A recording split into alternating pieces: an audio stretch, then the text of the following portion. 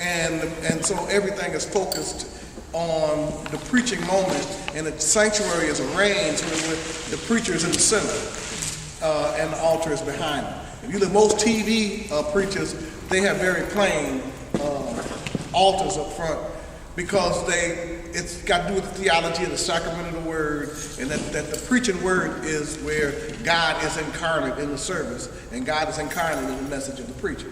So it's a different theology that ends up with a different structure to the sanctuary. Now what we try to do is we try to use both of them. For religious reasons and for practical reasons, it's a warmer service for the preacher to be in the center. He has a greater relationship to the congregation. But also trying to get it right logistically with the lighting and everything else is better with the preacher in the center.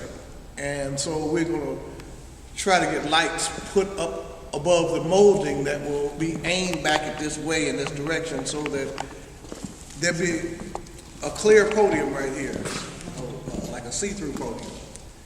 And it'll be removable so that when we're not using it, we can take it away and put it away. But it'll be right here. This is where you preach from. And then lighting. To speak from this point right here in the middle, you have to have a lavalier mic, because we're not going to wire the floor and all that. Right. The other mics will be over there, so announcements and all the other kind of stuff will be done from those podiums. And then preaching will be done from this one. Where's the choir? Yeah, what about the music? The music? Yeah, the choir. Everything will be just like it was. Like I was going to have Elbert to come over and have him to start thinking about, wow, there is no construction over there. Mm-hmm. And there's no construction being done, so there's not, like, we got to rethink how that's done. We plan on getting a new sound system put in here, if we can. Get a new sound system put in, and so now that the sanctuary is done, there's not much chance of there being microphones attached to the ceiling or anything like that. There have to be microphones that can be moved around. But whatever that is, y'all need to talk about it and figure out what it is that you need and how you deal with the space. Part of the problem we had originally, the reason why we had service in the fellowship hall next door, was Jaramogi felt that you can't have a warm service in the sanctuary, it's so big. But the first time we came over and tried it, we only had about 5 rows of people. But he thought that the building itself was warm enough and that the service did still have a warm feeling. So we started worshiping over here a long time before he had planned to. I think we face the same problem with a certain number of people. How difficult is it to have a warm, inviting service when the sanctuary is so expansive? And so you're always interfering with your ability to expand your congregation, because basically what people are looking for when they come to service, they're looking for warmth. Mm-hmm. And if you have a sanctuary which seems cavernous and cold, that is not going to bode well in terms of you being able to get people to join your fellowship. Mm-hmm. So that's a challenge. We have to make the building as warm as we can. We have to make a concerted effort on the part of the congregation to make the service as warm as possible. And there's going to have to be just way more involvement of the complete ministry just to have service in a building this size. It just takes more people. And like right now, you open the doors and the people that are going to sing, they didn't rehearse, they're going to sing, and the person's going to preach, they've got a sermon together, so they're going to preach. But you can't do that in the sanctuary this size. You have to have greeters, and your ushers got to be on point. And like today, you had a couple of kids in the back whining through the whole message. You can't have that. You got to be on it. You can't have people.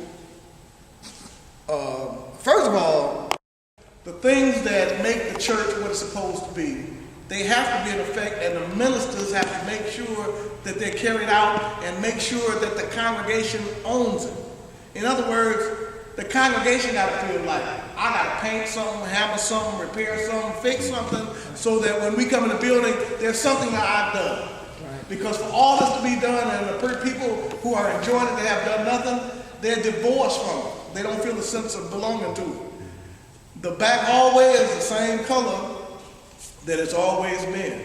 And so that still has to be done. The back hallway, the bathrooms, between now and whenever we open the building up, they'll be finished painting very shortly. They're already finished here. So they'll be finished very shortly. And we'll be putting lighting and sound in and those kind of things. But we're very close to being finished. And if we just had to be, we could be in business before Christmas. But we don't want to have a grand opening before Christmas when everybody else is having events and stuff and we're competing with holiday activities. We want to try to wait until after the first of the year and have a grand reopening. But in that time, we have to do the things that are going to get the building to where it's supposed to be, and that we've done enough so that we feel that we have participated in the restoration. And there's also the issue of interpreting that the restoration is not just the restoration of the physical building, but it's also the restoration of the ministry in total.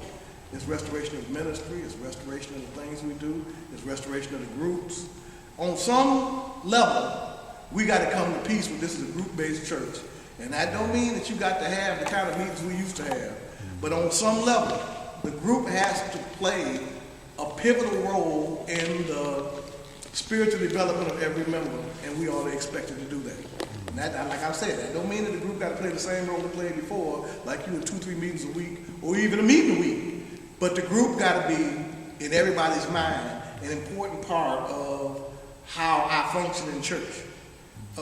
If that means you having a once a week kind of thing, a once a month kind of thing, or whatever it is, it got to be meaningful and it has to be productive, so that the group being the center of our theological framework is back there. There got to be opportunities for people to improve themselves that people take seriously. Like equal on this side, we're going to have a curtain across both sides. So there'll be a curtain there and a curtain over there and a curtain over there. When we get something painted, when the muralists will paint the stuff right now. We don't have anything to go over there. And the idea that I was thinking about is, if over here you got where the church came from, then maybe over here if you could depict where the church is going. But how you depict that is the issue. And how you depict it in a space that it goes up and down like that it makes it more challenging. So I haven't come up with that, and the muralist is working with me to see if they can take something and work with it. But we haven't come up with that yet, so we just will cover both parts of it. Light up from behind that thing, so you're going to have light shooting down and shooting up, so it's going to illuminate that much more. You know how in a garden you have a light in front of a tree or in front of a wall that shoots up? Well, it'll shoot up like that. Accent lighting. Yeah, accent lighting. It'll shoot up like that, which will bring it out more, give it a more three-dimensional feel.